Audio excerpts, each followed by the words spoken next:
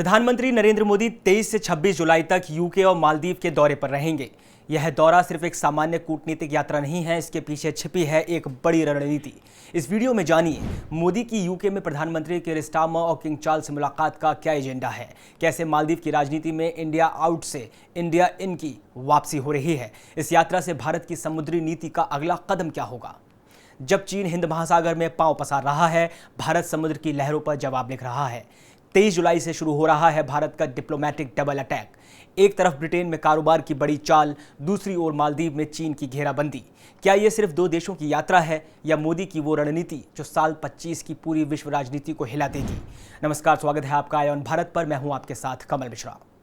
एक तरफ ब्रिटेन में कारोबारी रिश्ते मजबूत करने की पहल, दूसरी तरफ हिंद महासागर में चीन की एंट्री को रोकने की तैयारी। 23 जुलाई से मिशन शुरू। मोदी दो देशों के सफर पर निकल रहे हैं। पहला पड़ाव ब्रिटेन, दूसरा पड़ाव मालदीव। 23 जुलाई से शुरू हो रहा है भारत का विदेश नीति का अगला बड़ा अध्याय। प्रधानमंत्री नरेंद्र मोदी ब्रिटेन के प्रधानमंत्री कीर स्टारमर के औपचारिक न्योते पर 23 जुलाई को लंदन पहुंचेंगे। लेकिन यह सिर्फ एक शिष्टाचार यात्रा नहीं है, यह एक ऐसी चाल है जिसमें व्यापार, सुरक्षा और भू राजनीतिक तीनों का मास्टर स्ट्रोक छुपा है। मोदी सरकार और ब्रिटेन के नए लेबर नेतृत्व के बीच जो सबसे बड़ा एजेंडा है वो है फ्री ट्रेड एग्रीमेंट FTA। लंबे समय से अटका यह समझौता अब फाइनल हो सकता है, जिससे भारत और ब्रिटेन के कारोबारी रिश्तों को नया बूस्ट मिलेगा। इस डील के जरिए भारत को यूरोपियन मार्केट में एक मजबूत एंट्री गेट मिलेगा और ब्रिटेन को भारत की तेजी से बढ़ती अर्थव्यवस्था में बड़ी भागीदारी। लेकिन सिर्फ व्यापार नहीं, इस बार डिफेंस कोऑपरेशन पर भी जोर रहने वाला है।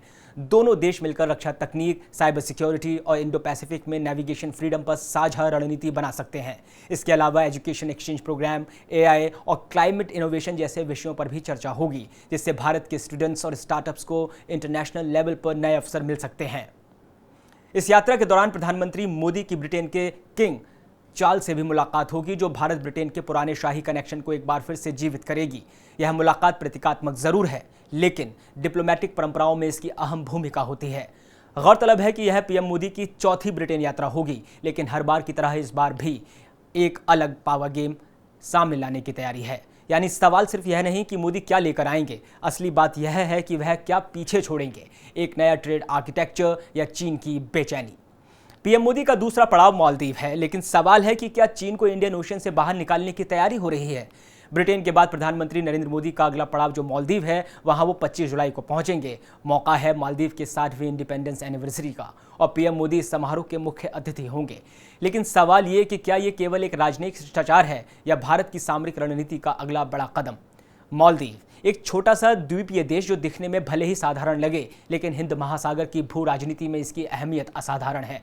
12,000 से ज़्यादा छोटे छोटे द्वीपों से बना यह देश उत्तर प्रदेश से भी कम आबादी वाला है, लेकिन इसकी स्ट्रैटेजिक लोकेशन भारत के लिए वरदान है, या कहें कि संभावित युद्ध का मोर्चा बन सकती है। हिंद महासागर वो क्षेत्र है जिसमें भारत का करीब 80% व्यापार जुड़ा है और मालदीव इस ओशियन के बिल्कुल बीच में स्थित है। यानी अगर ये देश भारत के साथ खड़ा है तो हमारी नेवल पोजीशन मजबूत रहती है, लेकिन अगर ये चीन की गोदी में चला गया तो भारत के लिए मैरीटाइम सिक्योरिटी का पूरा स्ट्रक्चर हिल सकता है। याद कीजिए, कुछ वक्त पहले मालदीव में इंडिया आउट कैंपेन चला था। नई सरकार भी शुरुआत में चीन समर्थक रुख अपनाते दिखी थी, लेकिन अब धीरे धीरे भारत के प्रति नरमी लौटती नजर आ रही है और PM मोदी की इस यात्रा का मुख्य उद्देश्य यही है, चीन को पीछे धकेलकर भारत मालदीव रिश्तों में फिर से गहराई लाना। भारत इस मौके को सिर्फ दोस्ती का उत्सव नहीं, बल्कि सामरिक संदेश के तौर पर देख रहा है कि हिंद महासागर में चीन की कोई जगह नहीं होगी। इस यात्रा के दौरान भारत और मालदीव के बीच बंदरगाह निर्माण, कोस्टल रडार नेटवर्क, रक्षा सहायता, जलवायु सहयोग और टेक्नोलॉजी इंफ्रास्ट्रक्चर जैसे अहम समझौतों पर चर्चा हो सकती है। यानी यह सिर्फ एक यात्रा नहीं, एक रणनीतिक मोर्चेबंदी है। हिंद महासागर में चीन की घुसपैठ रोकने की भारत की शांति से पहले की चुप्पी है। अब आपको बताते हैं कि अब इन दोनों देशों के बीच क्या हो रहा है। भारत मालदीव को $50 मिलियन की इमरजेंसी मदद दे चुका है। SBI के जरिए ब्याज मुक्त ट्रेजरी बिल भी दे चुका है। 56 विकास प्रोजेक्ट्स में भारत की मालदीव के साथ हिस्सेदारी है। इनमें से 14 पूरे हो चुके हैं। PM मोदी अपनी इस यात्रा में कई प्रोजेक्ट्स का उद्घाटन करेंगे, जैसे रोड, ब्रिज, अस्पताल और स्कूल।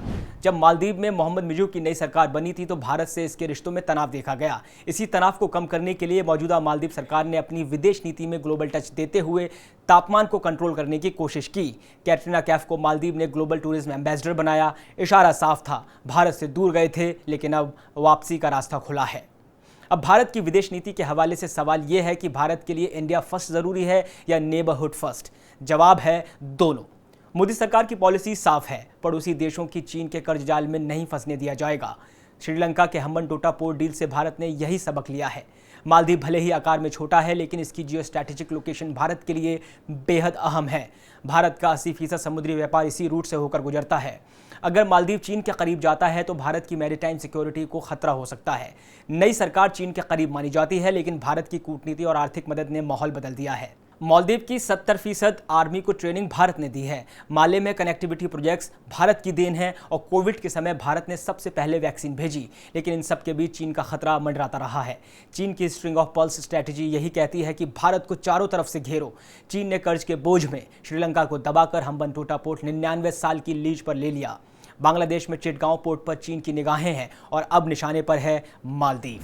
हालांकि मालदीव ने कैटरीना कैफ के जरिए कल्चर डिप्लोमेसी साधी है। मालदीव ने बॉलीवुड अभिनेत्री कैटरीना कैफ को ग्लोबल टूरिज्म एम्बेसडर बनाया है। इशारा साफ है, भारत के साथ रिश्ते सुधारो, कल्चर और टूरिज्म में सहयोग बढ़ाओ।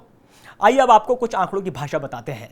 साल 23 में सबसे ज्यादा टूरिस्ट, करीब 3 लाख से ज्यादा टूरिस्ट भारत से मालदीव गए थे।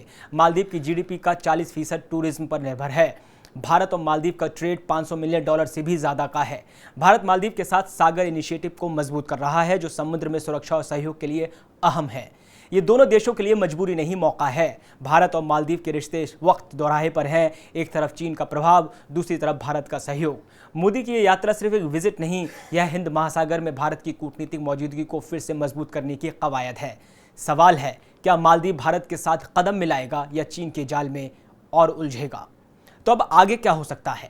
भारत और मालदीव के बीच नई सुरक्षा साझेदारी पर सहमति हो सकती है। अलावा इसके भारत और मालदीव संयुक्त नेवल प्रैक्टिस करके दुश्मन देशों को साफ संदेश दे सकते हैं। एक और अहम चीज वो ये कि चाइना के बेल्ट रोड इनिशिएटिव का जवाब भी दिया जाएगा। भारत चीन के इस कदम को Sagar, security and growth for all in the region initiative से जवाब भी दे रहा है। पीएम मोदी का ये मिशन सिर्फ डिप्लोमेसी नहीं, ये एक साफ संदेश है कि भारत अपनी सीमाएं, समुद्र और संप्रभुता को लेकर कोई रिस्क लेने वाला नहीं। एक तरफ ट्रेड डील से ब्रिटेन में भारत का प्रभाव बढ़ेगा, दूसरी तरफ मालदीव में चीन की एंट्री को रोका जाएगा। अब एक सवाल आपके लिए है, क्या मोदी की ये विदेश नीति साल 25 के ग्लोबल पावर बैलेंस को बदलने जा रही है? आप अपनी राय नीचे कमेंट सेक्शन में दे सकते हैं। वीडियो को लाइक करें, शेयर करें और बेल आइकॉन दबाएं ताकि हर नई वीडियो की अपडेट मिले आपको सबसे पहले। नमस्कार।